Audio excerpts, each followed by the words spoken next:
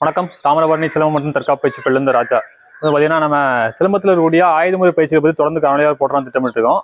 இந்த மாதிரி ஆயுதங்கள் எப்படி பார்த்தீங்கன்னா சிலம்பத்தில் இருக்கக்கூடிய கம்புக்கான ஆயுதம் தவிர்த்து பிற ஆயுதங்களான ஒட்டைவாள், இரட்டைவாள், மான்கொம்பு, வாழ்க்கையடையம், ஒட்டை சுருள்வாள், இரட்டை சுருள்வாள், அப்புறம் வேல்கம்பு, சூரி கத்தி, இந்த மாதிரி கோடாரி பயிற்சி முறை, இந்த மாதிரி சிலம்பத்தில் இருக்கக்கூடிய பிற ஆயுதங்கள் கம்பு தவிர்த்து பிற ஆயுதங்களான எல்லா ஆயுதமுறை பயிற்சிகளும் நம்ம தொடர்ந்து காணொலியில் பதிவுலாம் திட்டமிட்டிருக்கோம். ஏன்னா அந்த மாதிரி ஆயுதமுறை பாடங்கள் தான் வெளியில் அதிகமாக தெரியறது இல்லை.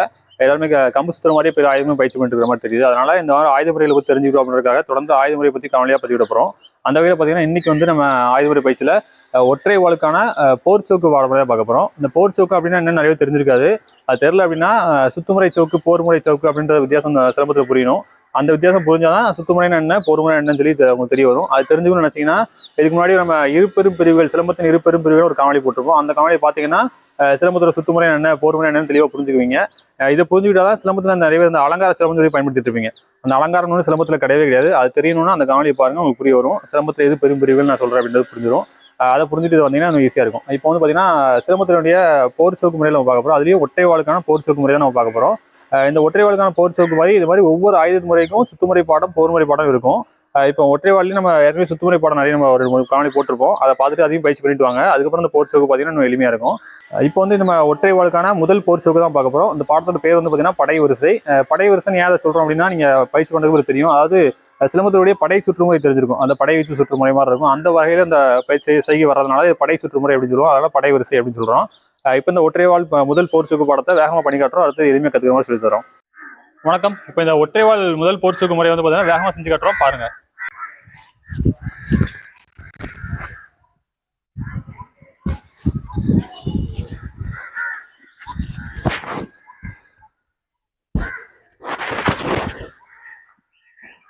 இப்போ இந்த ஒற்றைவாளுக்கான முதல் போர் சோக்கு பாடமுறையை வேகமாக சேர்த்து பார்த்துருக்கீங்க. அதை எளிமையாக கற்றுக்கிற மாதிரி சொல்லி தரோம். இப்போ இந்த மாதிரியான சிலம்பத்தோடைய ஆயுத முறைகள் எல்லாமே நம்ம கிட்ட கிடைக்கும். நீங்கள் தேவைப்படுதான் வாங்கிக்கலாம். உங்கள்கிட்ட இருக்குன்னா இந்த மாதிரி ஆயுத முறைகளை வச்சே நீங்கள் பயிற்சி பண்ணுங்க. ஏன்னா ஒவ்வொரு ஆயுத முறைகளையும் வந்து சிலம்பத்தில் வந்து பார்த்தீங்கன்னா தனித்துவமானது. இப்போ எல்லாருமே வால் சுற்றுறதா இருக்கட்டும், மான்கொம்பு சுற்றுறதா இருக்கட்டும், எல்லாமே வந்து பார்த்தீங்கன்னா கம்பு சுற்றுற மாதிரி சுற்றிட்டு இருக்காங்க.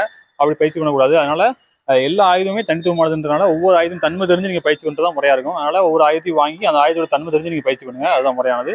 இப்போ இந்த ஒற்றைவாள் போர் சோக்கை எதுவுமே கற்றுக்கணும் சொல்லி தரோம் பாருங்க. வணக்கம். இப்போ வந்து பார்த்தீங்கன்னா முதல்ல வந்து ஆதியில் நிற்கிறோம். ஆதியில் நிற்கிறோம். இந்த மாதிரி ஆதியில் நின்றுட்டு இது வந்து முன்னங்கெழுத்தி பாயிரும். வரைதான் முன்னங்கெழுத்தின்னு சொல்லுவோம். முன்னங்கெழுத்தி பாயிரும். அந்த முன்னங்கெழுத்தி பாயும் போது வாள் வந்து பார்த்தீங்கன்னா கெட்டு முறை செய்யணும். அதாவது கீழ் கட்டுன்னு சொல்லுவோம். அந்த கெட்டு செய்யணும். இந்த கெட்டு எந்த பகுதியை செய்யணும்னா அந்த வாள் நான் அதுக்கு முறை சொல்லியிருப்போம் உங்களுக்கு. இது குத்து முனை, இது வந்து வெட்டு முனை, இதுக்கு மேலே வந்து கெட்டு முனை, ரெண்டு பக்கம் இது வந்து தட்டு முனைன்னு சொல்லுவோம். அப்போ அந்த தட்டு முனை பகுதி இருக்கு. அந்த பகுதி வச்சு தான் நம்ம அந்த தட்டு செய்ய போகிறோம். பாருங்க, ஆதியில் நிற்கிறோம். இந்த முன்னங்கெழுத்தியோட சேர்த்து வாழைக்கீழ் திருப்பி கட்டி முழுசாக தலையை சுற்றணும். சுற்றிட்டு வரும்போது ஒரு வெட்டு. இந்த வெட்டு வந்து பார்த்தீங்கன்னா விழா பகுதி. அப்போ வெட்டும் போது பார்த்தீங்கன்னா கரெக்டாக வெட்டு முனை கொண்டு போதணும். வெட்டு பகுதி. இந்த விழா பகுதின்றது எதிரியை நீங்கள் கற்பனை பண்ணிக்க. உங்க முன்னாடி எதிரி நிற்கிற மாதிரி கற்பனை பண்ணிட்டு அந்த விழா பகுதியை வாழை கொண்டு போகணும். திரும்ப பாருங்க, அது நிற்கிறோம். முன்னங்கெழுத்தி கெட்டோட சேர்த்து வெட்டு வெட்டி அப்படியே இடுப்பு பகுதியில் வைக்கிறோம். இது ஒளிவு நிலைன்னு பேர். இடது பக்கம் வச்சா இடது ஒளிவு நிலை. இப்போ இடது ஒளிவு நிற்கிறோம். இதுலேருந்து பார்த்தீங்கன்னா வலது எடுத்து வலது மறிக்கிறோம். வலது எடுத்து மறிக்கிறோம். மறிக்கும் போது முதல் வெட்டு விழா பகுதிக்கு நேரம் வெட்டணும். விழா பகுதி வெட்டுறோம். மறுவெட்டு அடுத்த காலை பின்னால் பின்னி மறுவெட்டு விழாவுக்கு. அடுத்து மூணாவது வெட்டு நேர்நிலை வந்துடும். நேரம் வந்துட்டு கழுத்து பகுதிக்கு நேரம் வெட்டணும். இந்த 3 வெட்டு தான். திரும்ப பாருங்க, ஆதியில் நிற்கிறோம். முன்னங்கெழுத்து கெட்டி பாயிரும், கெட்டி வெட்டுறோம். அடுத்தது மறிச்சு வலது மறிச்சு வெட்டு. அடுத்த கால் பின்னல் ஒரு வெட்டு. அடுத்து நேர்நிலை கழுத்து வெட்டு. இது முடிச்சதுக்கப்புறம் மறுதசைக்கு பிரிய போகிறோம். அது வந்து பார்த்தீங்கன்னா கெட்டு முறையோட பிரிய போகிறோம். இது சொலட்டுன்னு சொல்லுவோம். அந்த சொலட்டு கெட்டோட சேர்ந்து பிரிஞ்சு காலை ஏற்றி ஒரு சாய வெட்டு. இது செஞ்சு காட்டுற பாருங்க. வந்து பார்த்தீங்கன்னா அந்த ஒளிவில் நிற்கிறோம். இது வந்து காலை மறிக்கிறோம். அதே படத்தை வந்து செஞ்சு காட்டுறேன். காலை மறித்து 1, அடுத்து 2, அடுத்த 3 வெட்டினதுக்கப்புறம் சொலட்டு வாழை முழுசாக எடுத்து இந்த கெட்டு போய் வச்சு சொலட்டணும். சொலட்டி காலை ஏற்றி ஒரு சாய வெட்டு. இதுதான் அங்கே செய்ய போகிறோம். வளர்ந்து பாருங்க. முன்னங்கெழுத்தி கெட்டி பாயிரம், கெட்டி வெட்டு, வலது மறிச்சு விழா வெட்டு, கால் பின்னி விழா வெட்டு, அடுத்த கழுத்து வெட்டு. இப்போ சொலட்டில் காலை ஏற்றுறோம். ஏற்றி ஒரு சாய வெட்டு. அப்படியே ஒளிநிலை வந்துடணும். இப்போ வலது பக்கம் எடுப்பில் இருக்கிறனால வலது ஒளிநிலை தசை அங்கே தான் பார்க்கணும். பாருங்க, இது வந்து பார்த்தீங்கன்னா ஒரு படையில பிறண்டு ஏற போகிறோம். அதனால படை வெட்டு. காலை ஏற்றி பிறண்டு மதியத்தை அந்த திசைக்கு நிற்கணும். இதான் பிறண்டுன்னு சொல்லுவோம். பிரண்டை அப்படின்னா 2 காலை ஏற்றி போடுறதுனால பிரண்டை சொல்லுவோம். நிறைய பேர் பெரலின்னு பயன்படுத்திருப்பீங்க. இந்த காலை ஏற்றி மறுகாலை ஏற்றுறது, இது பிரண்டை ஏத்தம். இறங்கினா அது பிரண்டை இறக்கம். சரியா? இந்த பிரண்டை ஏத்தம் தான் நம்ம பண்ணுறோம். திரும்ப பாருங்க, அது வரைக்கும் முழுசாக செஞ்சு காட்டிடுறேன். பாடம் முழுசாக முடியல, பார்த்துடுங்க.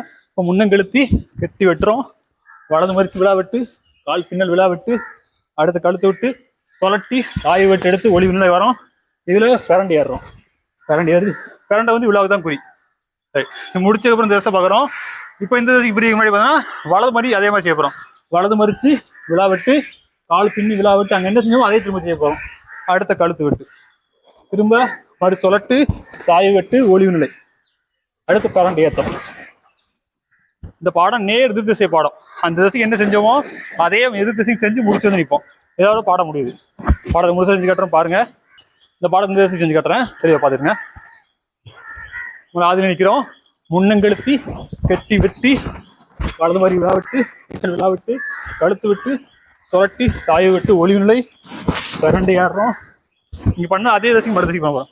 மறி வெட்டு, விழா வெட்டு, கழுத்து வெட்டு, சுழட்டி சாய்வு வெட்டு, ஒளிவு நிலை, பிரண்டை ஏறி முடிக்கிறோம்.